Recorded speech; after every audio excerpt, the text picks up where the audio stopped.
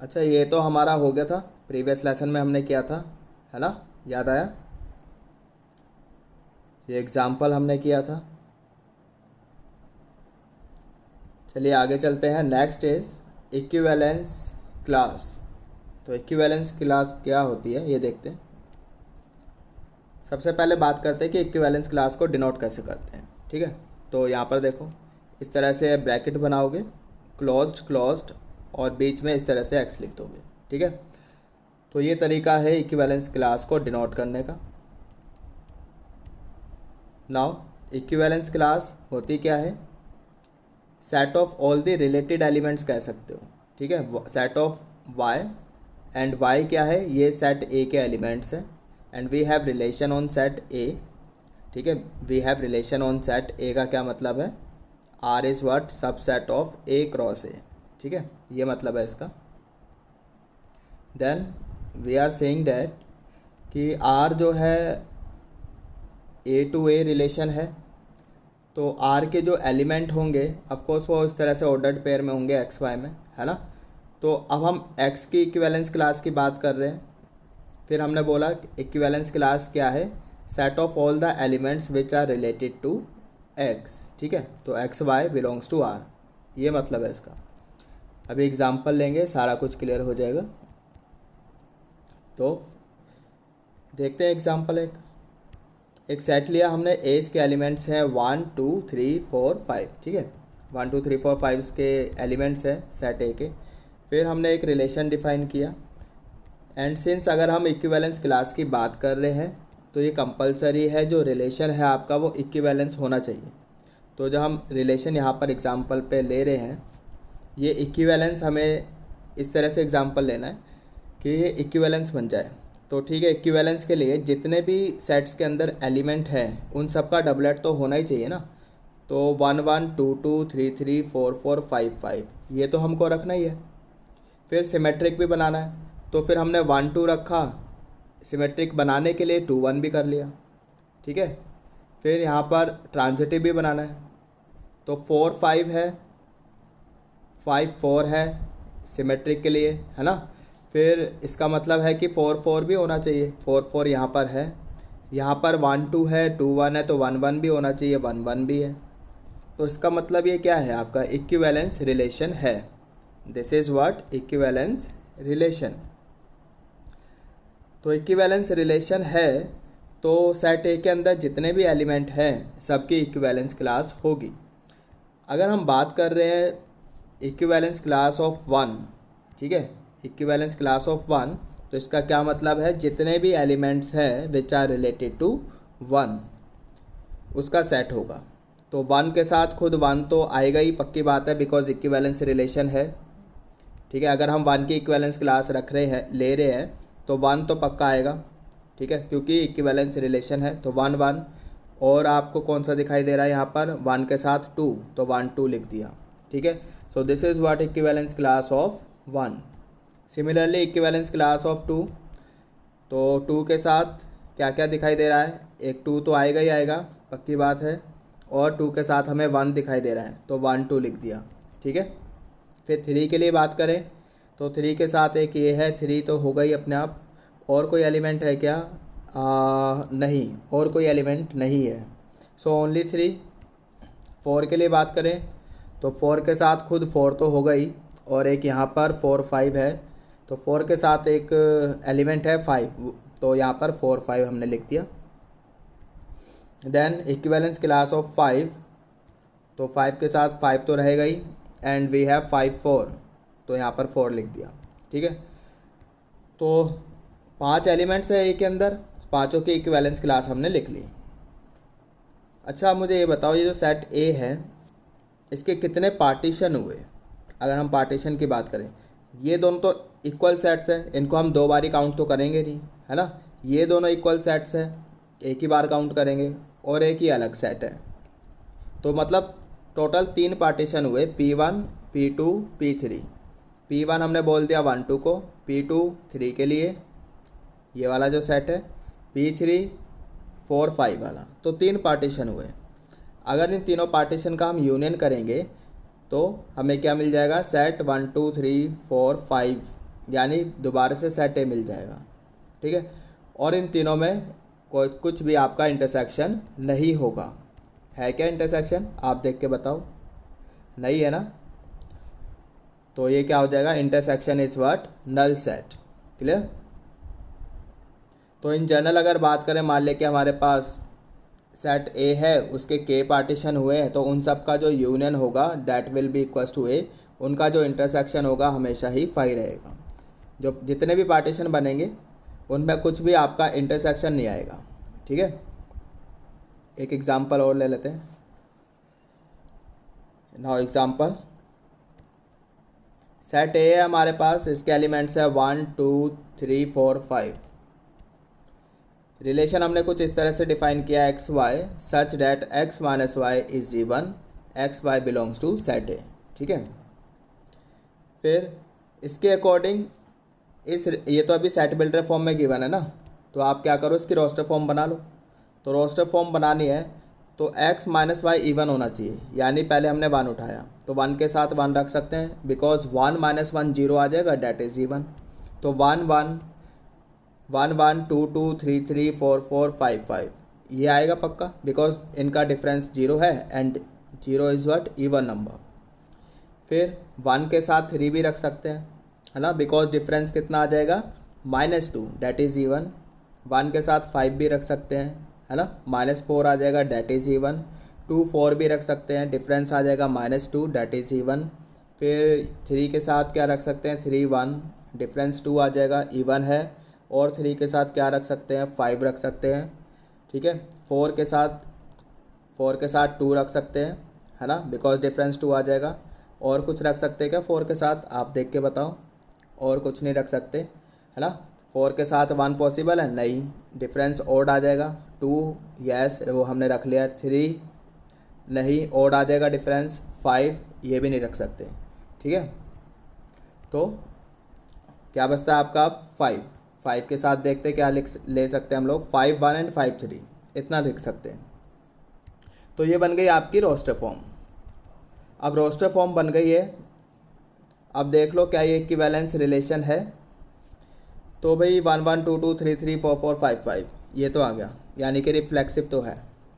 1 3 है, 3 1 भी है। 1 5 है, 5 1 भी है। 2 4 है, 4 2 भी है, ठीक है। यहाँ से तो इसका मतलब क्या है? ये आपका 3 5 है, 5 3 भी है, मतलब ये सिमेट्रिक भी है, रिफ्लेक्सिव भी है, सिमेट्रिक भी है। ट्रांजिटिव चेक कर लेते हैं। 1 3 है, 3 1 है, तो 1 1 भी है, ट्रांजिटिव तो है। 1 5 है, 5 1 है, तो 1 1 भी है। 2 4 है, 4 2 है, 2 2 भी है, ठीक है। 3 5 है, 5 3 है, 3 3 भी है, तो ठीक है, ट्रांजिटिव भी है। मतलब ये क्या है? आपका एक इक्विवेलेंस रिलेशन है। This is what? Equivalence relation. ये चीज़ समझ में आ गई? अब इक्विवेलेंस रिलेशन है तो सेट ए के अंदर जितने भी एलिमेंट्स हैं उन सब का ही हम उन सब की इक्विवेलेंस क्लास निकाल सकते हैं, बिल्कुल निकाल सकते हैं। तो पहले हमने 1 की इक्विवेलेंस क्लास निकाली, तो 1 के साथ जितने एलिमेंट्स रिलेटेड हैं वो सब लिख दो। 1 के साथ 1 तो पक्का आएगा, है ना, 1 आ गया। और क्या रिलेटेड है? फिर आपका 1 के साथ 3 है, और एक ये है, और यहाँ से 5 है, ठीक है। तो 1 के साथ 1 है, 1 के साथ 3 है, और 5, सो 1 3 5, तो ये इसकी इक्विवेलेंस क्लास हो गई। Got it? आई होप समझ में आ गया। तो इसी तरह से आप 2 की इक्विवेलेंस क्लास लिख सकते हो, 2 3 4 5 सबके लिख सकते हो। 2 के साथ क्या क्या कनेक्टेड होंगे? एक तो 2 के साथ 2 हो जाएगा खुद, और या आगे चलते हैं 2 के साथ 4, और तो कुछ नहीं दिखाई दे रहा, तो 2 4। फिर 3 के लिए चेक करो, 3 3, और क्या है यहाँ पर? 3 1 3 5, तो 3 1 5 इतना आ गया। 4 के लिए चेक करो, 4 4 4 2, यानी कि 4 2 दो ही हैं बस, तो 4 की इक्विवेलेंस क्लास हो गई ये 4 2। 5 के लिए चेक कर लो, 5 5 5 1 5 3, ठीक है, तो 5 1 3 ये आ जाएगा, तो इक्विवेलेंस क्लास हो गई। कितने पार्टीशन हुए, तो 5 1 3 एक ये वाला और एक ये वाला, ये तो दोनों इक्वल सेट है, एक ही बात है, तो एक पार्टीशन काउंट होगा। 2 4 एंड 4 2 ये एक ही बात है, दूसरा पार्टीशन, और ये तीसरा पार्टीशन, 3 पार्टीशन हुए टोटल। गॉट इट, 3 पार्टीशन हुए। इन सब का जो यूनियन है 3 हुए। यहाँ पर तो पार्टीशन 1 ठीक है, पार्टीशन 2 एंड पार्टीशन 3। अच्छा ये तो एक ही बात हो गई ना, एक ही तो बात है ये और ये वाला, ये तीनों एक ही बात है, तो इसलिए 2 ही पार्टीशन हुए ना, 3 थोड़ी ना हो गए। ये वाला और ये वाला एक ही बात है, क्योंकि सेम ही एलिमेंट्स लिखे हुए है ना, बस ऑर्डर अलग अलग है, उससे कुछ फ़र्क पड़ता नहीं। तो सेट तो ये इक्वल ही है, तो ये तीनों एक ही बात है यानी कि एक पार्टीशन, और ये दोनों एक ही बात है यानी कि 2 पार्टीशन। ठीक है, तो 2 ही पार्टीशन है, उनका यूनियन कर लो, सेट ए मिल गया and intersection is what 5। Got it. तो मतलब ये तो कॉम्पिटिशन के लिए है, और बोर्ड में ऐसा कभी पूछा नहीं जाएगा कितने पार्टीशन बने, ये पार्टीशन वगैरह नहीं पूछा जाएगा, और इक्विवेलेंस क्लास निकालने के लिए आ जाता है बोर्ड में। ठीक है, तो एक और एग्जांपल देख लेते हैं। एक सेट लिया हमने ए, इसके एलिमेंट्स है 1 2 3 4 up to 12 and relation is defined like this, x y such that mod of x minus y is equals to 4 के, x Y belongs to set A, is equivalence find equivalence class of 1 की equivalence class निकालनी। ठीक है, तो मतलब question जो board में आता है ना वो तो कुछ ऐसा आता है भाई, पहले तो ये शो करना पड़ेगा कि इक्विवेलेंस क्लास है, उसके बाद फिर ये पूछा जाता है, साथ में ही पूछा जाता है कि इस ऐसे इक्विवेलेंस क्लास निकाल दो, किसी की भी निकाल दो। यहाँ तो हमने 1 की पूछी है, बाकी डिपेंड करता है क्वेश्चन पर। तो इस टाइप से क्वेश्चन आता है और ये बहुत इंपॉर्टेंट क्वेश्चन है इसलिए।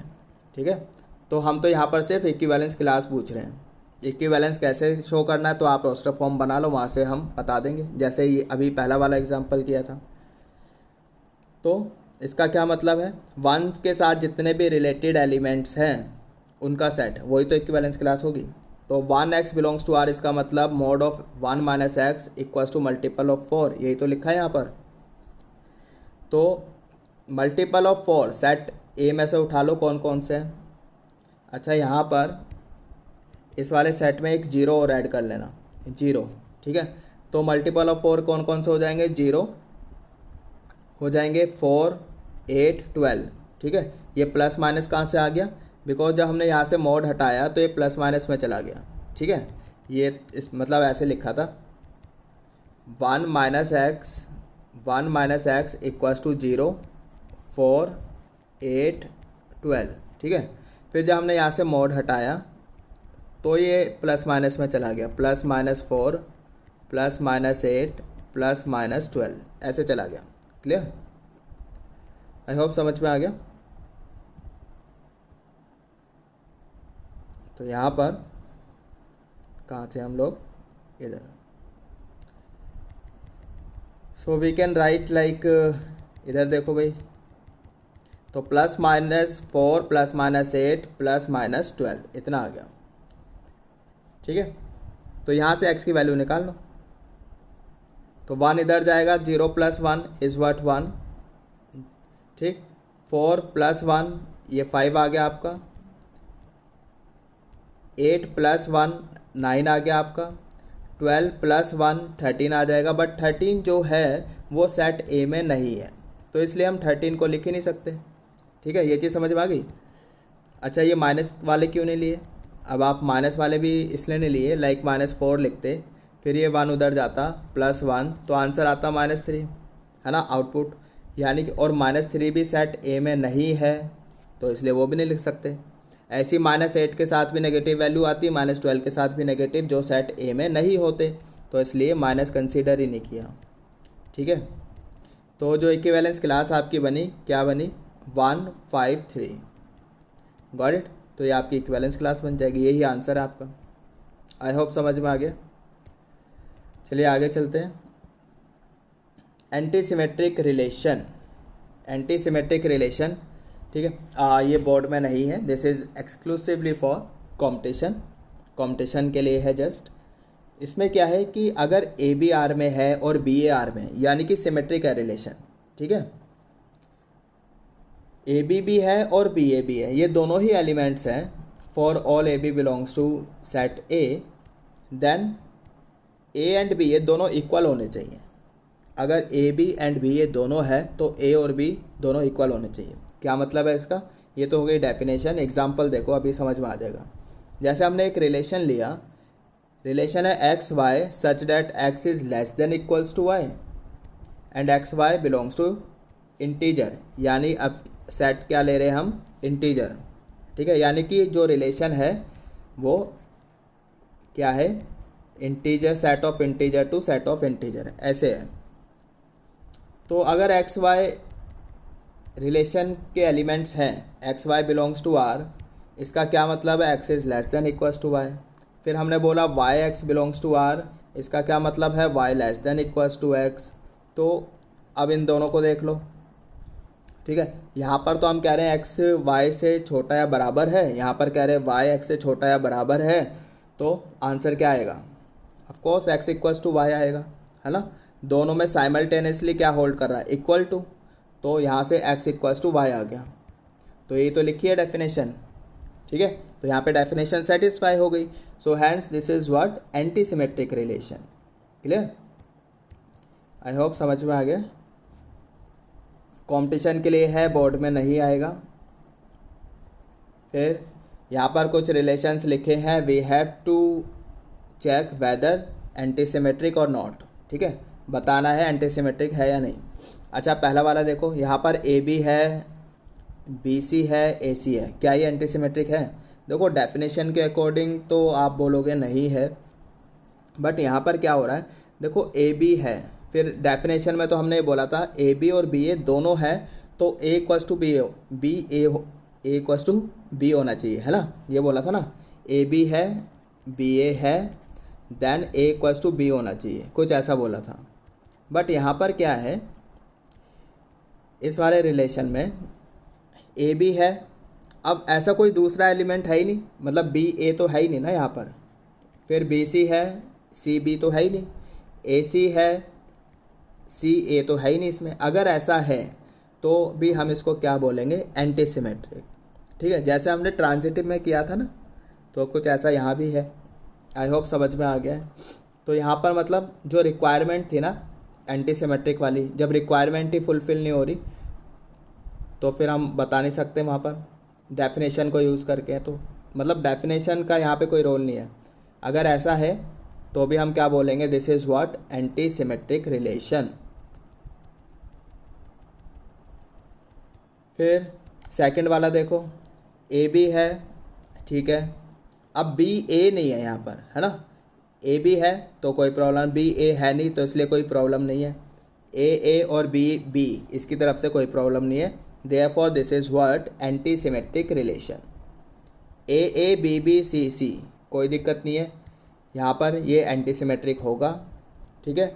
ए बी है, बी ए है, यहाँ पर प्रॉब्लम है। अब ए बी है, बी ए है, तो ए इक्वल्स टू बी होगा, ये हम बता ही नहीं सकते। उसके लिए तो हमें रिलेशन डिफ़ाइन करना पड़ेगा, कैसा रिलेशन होगा, है ना।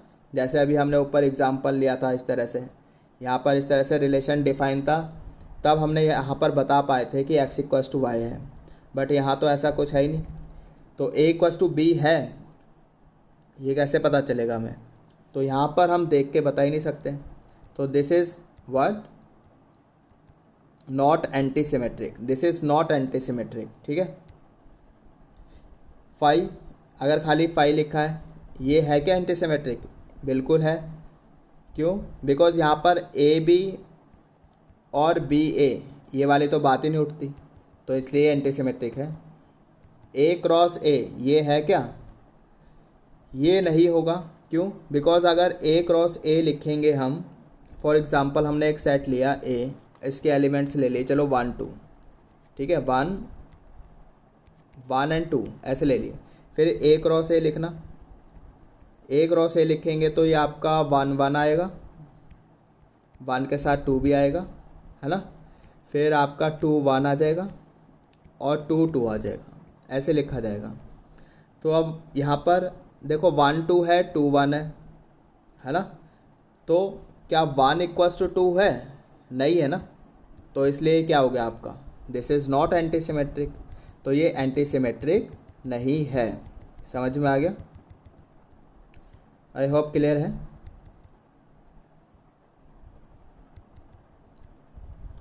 लास्ट वाला देखो 7th, ए बी है, बी ए है क्या यहाँ पर? बी ए नहीं है। बी सी, सी बी है क्या? नहीं है। ए सी और सी ए दोनों ही है। तो अब ए इक्वल्स टू सी होगा, ये तो हम बता नहीं सकते। तो therefore this is not anti symmetric relation. समझ में आ गया? देन यहाँ पर कुछ नोट है, देख लीजिए। R1 R2 अगर इक्विवेलेंस रिलेशन है तो जो उनका इंटरसेक्शन है that is also equivalence relation, ये पक्की बात है। तो इंटरसेक्शन भी इक्विवेलेंस होगा। R1 R2 दोनों अगर इक्विवेलेंस रिलेशन है तो उनका इंटरसेक्शन भी इक्विवेलेंस होगा, पक्का। ठीक है। लेकिन उनका यूनियन जो है, दिस इज़ नॉट नेसेसरीली, ये कोई ज़रूरी नहीं है कि वो भी आपका इक्विवेलेंस होगा। यूनियन के बारे में बात कर रहे हैं। Union not necessarily N equivalence relation. ठीक है। अच्छा, ये अपना होमवर्क समझ लो भाई इसको। ये जो क्वेश्चन है बोर्ड में पूछा जा सकता है। कंपटीशन पॉइंट ऑफ व्यू से तो याद रखना है, लेकिन ये बोर्ड में पूछा जा सकता है, प्रूफ करने के लिए आ सकता है। ठीक है, प्रूफ करने के लिए आ सकता है। तो बस ये आपका होमवर्क है, आपको प्रूफ करना है। जो भी आप बुक फॉलो कर रहे हो अपार्ट फ्रॉम एनसीईआरटी, तो देख लेना, शायद मिल जाए वहाँ पर। Then second, if R is equivalence then R inverse is also equivalence. ये भी इम्पोर्टेंट क्वेश्चन है बोर्ड के लिए, ये भी इम्पोर्टेंट है और ये भी इम्पोर्टेंट है। अगर आर इक्विवेलेंस है तो इनवर्स भी इक्विवेलेंस होगा। R is a relation on set A is symmetric if R equals to R inverse, ये भी इम्पोर्टेंट है। ये तीनों ही बोर्ड के लिए इम्पोर्टेंट क्वेश्चन है, प्रूफ करने के लिए आते हैं। ठीक है, तो इसको अपना टास्क समझ लो, डू योर सेल्फ।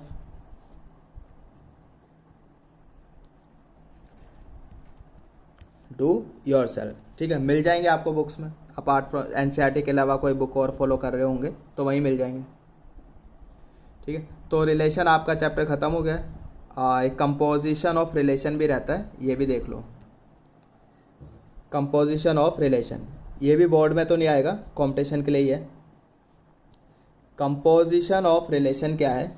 देखो, अगर हमारे पास दो रिलेशन है, एक रिलेशन है A to B, ये रहा A to B, दूसरा रिलेशन है S B to C, एक है S B to C। ठीक है, इसका मतलब R जो है वो A क्रॉस B का सबसेट है, S जो है वो B क्रॉस C का सबसेट है। ये चीज़ समझ में आ गई। फिर जब हम कंपोजिशन की बात कर रहे हैं तो बेटा उसको हम ऐसे लिखेंगे SOR। SOR will be from A to C, वो A to C होगा आपका। ठीक है, इसका क्या मतलब है? SOR जो है आपका, it's a subset of A cross C। Clear? जो कंपोजिशन होगा उसको हम ऐसे लिखेंगे SOR and this will be from A to C। Clear? इसका मतलब SOR जो है वो A क्रॉस C का सबसेट होगा। क्लियर? SOR अगर हमें इसको सेट बिल्डर फॉर्म में डिफाइन करना है तो ऐसे लिखेंगे XZ सच डैट XY जो है वो रिलेशन R के एलिमेंट्स है, YZ जो है वो रिलेशन S के एलिमेंट्स है। ठीक है, तो SOR के एलिमेंट्स क्या होंगे? XZ, ये वाले हो जाएंगे। क्लियर है? फिगर से देख लो आप। X A के एलिमेंट्स है, Y B के एलिमेंट्स को रिप्रेजेंट कर रहा है और Z C के एलिमेंट्स को। एंड जो हमारा कंपोजिशन रिलेशन है वो A to C है, तो यानी कि इसके जो एलिमेंट्स होंगे SOR के वो X और Z ऑर्डर्ड पेयर में होंगे, ऐसे। ठीक है, आगे देखते हैं, एग्जाम्पल कर लेते हैं। एक एग्जाम्पल, एक सेट है A, इसके एलिमेंट्स हमने लिए 1 2 3। सेट बी, इसके एलिमेंट्स ले लिए A B C D. Set C, इसके एलिमेंट्स ले लेते हैं पी क्यू आर एस। तो आर जो है वो तो है A to B set relation है, यानी कि R is a subset of A cross B. S जो है वो आपका बी टू सी रिलेशन है, यानी कि एस जो है सबसेट होगा बी क्रॉस सी का। ठीक है, फिर हमने आर लिख लिया यहाँ पर। आर क्या है, सबसेट है ना ए क्रॉस बी का, तो ए क्रॉस बी में तो आपके 3 और यहाँ पे 4 इंटू 3 12 एलिमेंट्स हो जाएंगे टोटल। ठीक है, तो कोई भी एक सबसेट ले लो ए क्रॉस बी का, वो आर हो जाएगा आपका। तो हमने ले लिया 1A 2C 1C 2D। ठीक है, फिर एक S ले लिया। S जो है वो B क्रॉस C का सबसेट होगा, B क्रॉस C का, तो B एरा C एरा। अगर इसका कार्टेशियन प्रोडक्ट करेंगे तो बेटा यहाँ पे 4 एलिमेंट्स हैं, यहाँ भी 4 हैं, तो 4 4 16, तो B क्रॉस C में टोटल 16 एलिमेंट्स आएंगे। तो कोई भी उसका एक सबसेट ले लो, वो S होगा। तो वो सबसेट हमने लिया AS BQ CR। कोई भी से मतलब है इस तरह से लेना है कि SOR आपका डिफाइन हो जाए। ठीक है, मतलब ये हो गया कि जैसे यहाँ पे 1A लिया है तो दूसरा हमें AS इस टाइप से लेना ऐसा ऑर्डर्ड पेयर लेना पड़ेगा जिसका पहला एलिमेंट A हो। अब जैसे यहाँ पर A है तो A के साथ तो P भी जा सकता है, Q भी जा सकता है, R भी जा सकता है, S भी जा सकता है। समझ में आ रहा है बात? तो यहाँ पर हमने ले लिया यहाँ पर AS BQ CR। क्लियर? तो SOR जो होगा आपका SOR, this will be from A to C। तो SOR देखो 1A है, AS है, तो इसमें हो जाएगा 1S। ठीक है, यहाँ से 1 उठाया, यहाँ से S उठा लिया, तो 1S इसमें हो जाएगा। फिर यहाँ पर 2C है, यहाँ पर CR है, तो यानी कि 2R इसमें होना चाहिए। ठीक है, फिर यहाँ पर 1C है, यहाँ पे CR है, यानी कि 1R इसमें होना चाहिए, वो है। तो ये आपका SOR हो गया। क्लियर? तो SOR कितना हो गया आपका, दिस वन। आई होप समझ में आ गया। In this case ROS does not exist. ROS यानी कि लिखना चाहें ROS, वो एग्जिस्ट नहीं करेगा। क्यों एग्जिस्ट नहीं करेगा, आप खुद ही देखो। ROS SOR तो हम कह रहे थे A टू C है ना, A टू C है, तो ROS क्या हो जाएगा, वो C टू A हो जाएगा उल्टा। तो AS जैसे है यहाँ पर AS, तो R में ऐसा कोई ऑर्डर्ड पेयर है क्या जिसका पहला एलिमेंट S हो, जिसका पहला एलिमेंट S हो? ऐसा तो कोई ऑर्डर्ड पेयर है ही नहीं ना, तो इसका मतलब आपका ROS डिफाइन नहीं हो सकता। Got it? I hope clear हो गया है। जो समझाने की कोशिश कर रहा हूँ समझ में आ गया है कि ROS डिफाइन क्यों नहीं है। जैसे यहाँ पर मान लो BQ है, तो यहाँ पर R के अंदर ऐसा कोई एलिमेंट नहीं है जिसका पहला एलिमेंट Q हो जाए, है ना, जिसका पहला एलिमेंट Q हो जाए, ऐसा कोई एलिमेंट है ही नहीं, तो इसलिए ROS डज नॉट एग्जिस्ट। फिर यहाँ पर कुछ नोट्स हैं। SOR not equals to ROS in general equal नहीं होते, कुछ केसेस में हो भी सकते हैं, बट इन जनरल कह रहे हैं। SOR inverse is equals to R inverse, यानी कंपोजिशन हो गया R इनवर्स और S इनवर्स। ठीक है, जैसे रिवर्सल लॉ से इसको आप कनेक्ट कर सकते हो। ठीक है, मैट्रिक्स में पढ़ा था रिवर्सल लॉ, है ना, या कंपोजिशन में भी पढ़ा, फंक्शन में अभी आगे जाके पढ़ेंगे। तो बस इतना ही है, रिलेशन आपका ख़त्म, रिलेशन आपका फिनिश हो गया। ठीक, तो ये जो कंपोजिशन ऑफ रिलेशन हमने पढ़ा है ये आपका बोर्ड में नहीं है, ये सिर्फ और सिर्फ कॉम्पिटिशन के लिए है। और ये पॉइंट्स याद रखना, लास्ट में जो नोट्स लिखवाए हैं इंपॉर्टेंट है। चलो ओके, बहुत है इतना, बस चैप्टर ख़त्म आपका।